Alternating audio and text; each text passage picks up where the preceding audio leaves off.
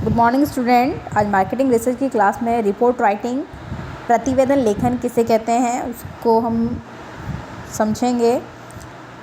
Good एवं hot के अनुसार प्रतिवेदन को तैयार करना शोध की अंतिम अवस्था है और इसका उद्देश्य रुचि रखने वाले लोगों को अध्ययन के संपूर्ण परिणाम को पर्याप्त विस्तार में बतलाना तथा इस तरह व्यवस्थित करना है जिससे कि पाठक तथ्यों को समझने एवं स्वयं के लिए निष्कर्षों की प्रामाणिकता का निश्चय करने के योग्य बन जाए। फिर नेक्स्ट हम टाइप्स ऑफ रिपोर्ट प्रतिवेदन के प्रकार के बारे में चर्चा करेंगे। इसमें पहला है आंतरिक प्रतिवेदन इंटरनल रिपोर्ट। ये प्रतिवेदन व्यवसाय में आंतरिक प्रबंध एवं इसके नियंत्रण से संबंधित होते हैं तथा इसी के उद्देश्य की पूर्ति के लिए प्रस्तुत किए जाते हैं। दूसरा है विशिष्ट प्रतिवेदन। इस प्रकार के प्रतिवेदन व्यवसाय के दैनिक क्रियाकलापों से संबंधित नहीं होते हैं वरन किसी विशिष्ट नीति या समस्या से संबंधित होते हैं। इस प्रकार के प्रतिवेदन मुख्यतः उच्च प्रबंध के द्वारा प्रयोग में लाए जाते हैं।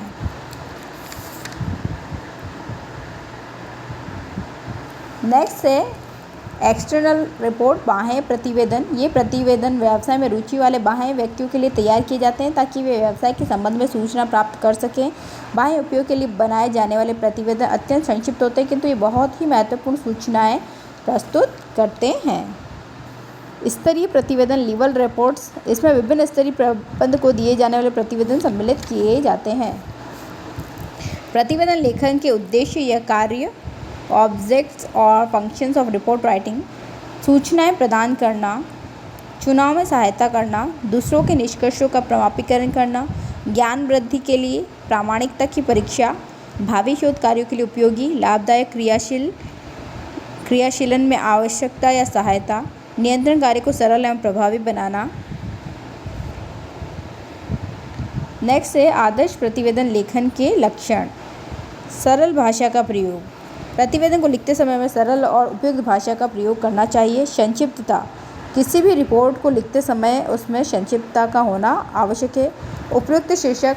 जो भी रिपोर्ट बनाई जा रही है उसके ऊपर उसका शीर्षक लिखना आवश्यक है। तालिकाएं। टेबल बनाना। टेबल से जो रिपोर्ट बनाई जाएगी वो समझने में सरल होगी। विस्तृत विवरण के लिए परिशिष्ट का उपयोग करना। पृष्ठों पर क्रमांक लिखना आवश्यक है। विभिन्न शीर्षकों एवं पाठों का नाम बड़े अक्षरों में लिखा जाना चाहिए।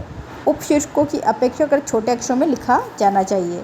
इसमें हम ग्राफ, चार्ट्स आदि का प्रयोग कर सकते हैं। ऐसा करने से हमें शीघ्रता से ही प्रतिवेदन का विवरण समझ में आ जाएगा। प्रतिवेदन में तथ्यों का विश्लेषण तार्किक एवं वैज्ञानिक आधार पर होना चाहिए ताकि किसी को ये संदेह न रहे कि प्रतिवेदन कल्पनाओं या आदर्शों पर ही आधारित है। प्रतिवेदन में एक ही प्रकार के तथ्यों की पुनरावृत्ति नहीं होनी चाहिए।